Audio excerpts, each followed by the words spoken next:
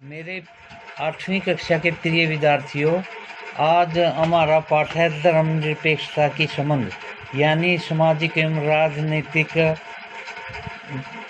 जीवन भाग नंबर 3 में से पढ़ेंगे हम।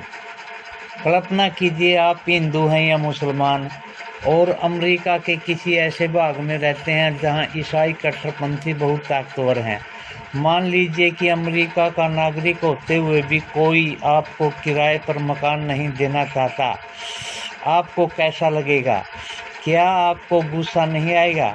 अगर आप इस भेदभाव के खिलाफ शिकायत करें और जवाब में आपको कहा जाए कि यह देश तुम्हारा नहीं है, तुम भारत लौट जाओ, तो आपको कैसा लगेगा? क्या आपको बुरा नहीं लगेगा? आपका यह गुस्सा 2 रूपों में हो सकता है।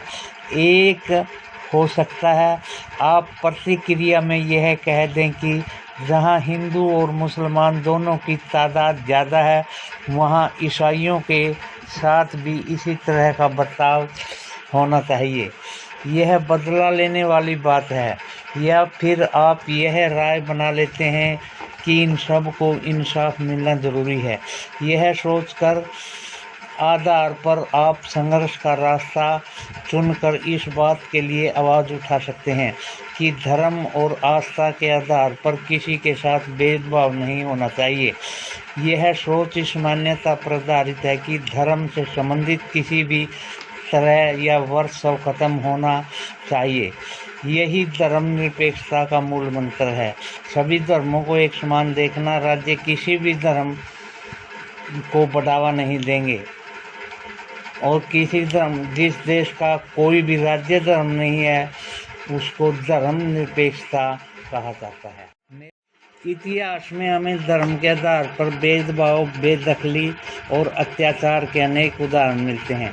शायद आपने पढ़ा होगा कि हिटलर ने जर्मनी में यहूदियों पर किस तरह के अत्याचार किए।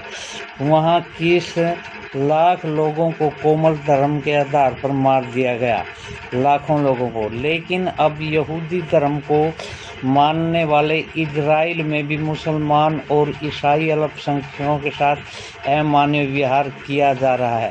सऊदी अरब में गैर मुसलमानों को मंदिर या गिरजाघर बनाने की छूट नहीं है। न ही इन धर्मों के लोग वहां पर पूजा अर्चना के लिए किसी सार्वजनिक स्थल पर इकट्ठा हो सकते हैं।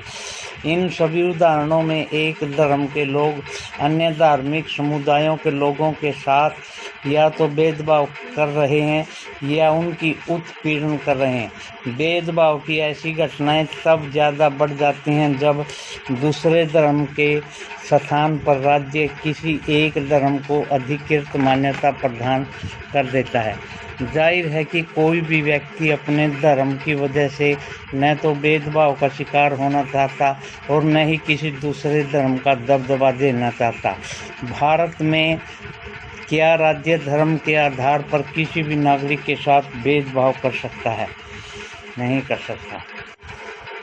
धर्मनिरपेक्षता क्या है? पिछले अध्याय में आपने पढ़ा था कि भारतीय संविधान में मौलिक अधिकारों की व्यवस्था की गई है।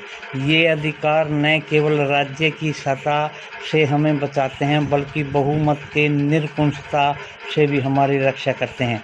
भारतीय संविधान को अपने धार्मिक विश्वासों और तौर तरीकों में अपनाने की पूरी छूट देता है।